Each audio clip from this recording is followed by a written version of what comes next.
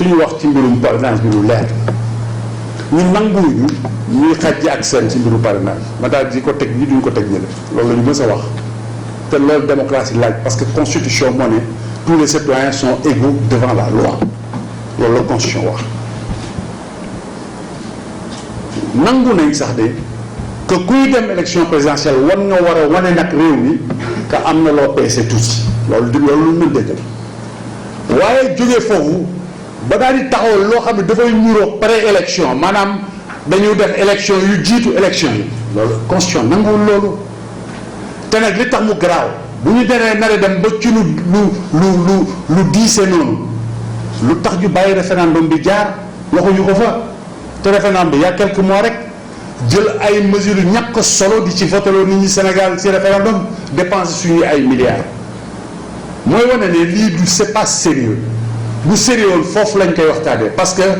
baatu askan bi moo ëpp poids fuuf baatu ay député Macky Sall te assemblée nationale xam nañu ñu dafa nekk dañu ñu doxale lu président bëgg la ñu def parce que président moo tax ñu toog foofu te puis lim bi dañ ko def de telle sorte que tey ñoom dinañu ñu ko président Macky Sall 1 million de voix bu ko neexee mu ne am nañu 2 millions wala 3 millions daane les 4 millions yi ci des nag ah kooku moom boo diviser 4 millions par 600 000 4 candidats lay mën doon parce que dañ ne que électeur kenn rek la mën a boot donc loolu yëpp ay calcul la parce que mbir mi leer la président Macky Sall li ko itteel mooy tànn ñi muy bëreel ci élection yi comme ni mu ko waxee moom te nag bii mooy deuxième façon tànneef bi parce que tànneef bu njëkk mooy ba mu tëjee Karim Wade dàq ko ci réew mi ñaareel bi mooy ba mu tëjee Khalifa Sall bii mooy deuxième façon bi muy nar doxalee pour wàññi ñi nga xam ne ragal na taxawaay ñoom ci biir élection ñun mi nag moom comme dafa nekk ku mën sa borom duma na bàyyi nag ñëpp ñëw taxaw rek bu ko ñemee ñun noonu la war a demee en tout cas ñu daal jàpp nañ ne président comme mu ngi bëgg a forcer mbir yi te nag doon ko seetloo moom yàgg na forcer de 2007 ñëw na amul carte électeur forcé voté loolu mooy ADN moom forcé rek la xam moom c'est pas un démocrate dans son ADN il n'est pas démocrate Macky Sall il ne fait que forcer c'est dans son propos moom loolu la xam waaye nag na moytu parce que forcé bi ñu ko def ba bés nag am la ci naqari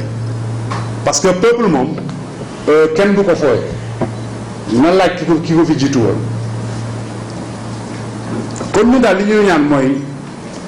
nañu jël projet de loi bi ñu teg ko ci suuf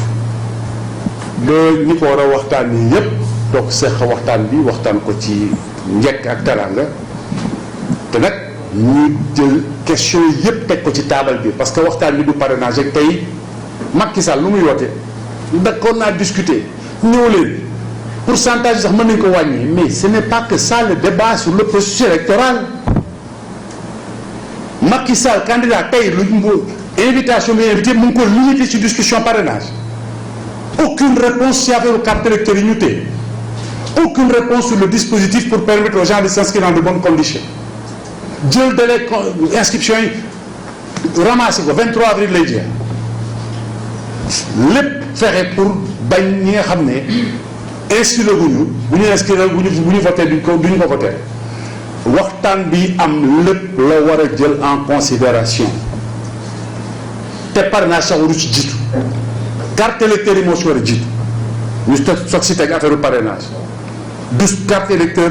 distribution carte électeur ak mbirum ministère de l'intérieur dama ko fàtte wax suma intervention français débat boobu jeexul mais parrainage bi occulté na ko ba kenn waxatu ko dañ ko war a wax élection yi dañu war a fexe koo xam ne du ce n'est pas un militant du parti du candidat Macky Sall moom moo war a superviser élection yi loolu tamit ça doit faire partie du débat c'est un débat global ba pare nag boo déggee ñuy faral Macky Sall naan waa référendum ba ñu ne rationalisation des partis politiques may nañu Macky Sall mu def parrainage mais waxu caaxaan yooyu waxu daan ku daanu seret kooku du wax ça n'a rien à voir ça n'a rien à voir rationalisation des partis ak loolu jotewul dara.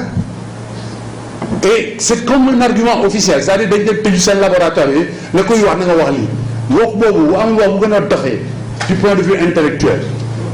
ça n'a rien à voir c'est des questions totalement différentes kon daal bu ñu mënul déggoo mbir mi nañ ko teg ci suuf ba élection passée ñu waxtaanee ko ñu nangu nañ ne question parrainage bi lu ñu war a waxtaan la parce que gëm nañ ne débat boobu dafa war a am te ñun sax pour wane suñu bonne volonté nangu nañ sax statu quo bi nga xam ne dafa de 10 000 signatures pour les candidats indépendants te tegu ko parti nangu nañ sax ñu garder loolu discrimination boobu nangu nañ ko pour ñu trouver compromis bu raisonnable te tamit am na loo xam ne pour parler encore dellu ci affaire rationalisation parti yi ak lim bu bari bi dañu ne état de droit la ñu nekk maanaam yoon dañ ko war a doxal lu tere ñu doxal yoon bi nga xam ne dañ koy appliquer parti politique yi tey bu ñu ko appliqué woon moitié parti politique yi disparaître loolu ngay jëkk a commencé balaa ngay def réforme da ngay appliquer déjà textes yi ba xam ban résultat la jox est-ce que les textes sont suffisamment efficaces pour te permettre d'atteindre ton résultat bu ko atteindre nga jël beneen mesure mais tey l'État du Sénégal n'a pas le droit de convoquer la question de la rationalisation des partis tant que cet État n'applique pas déjà la loi.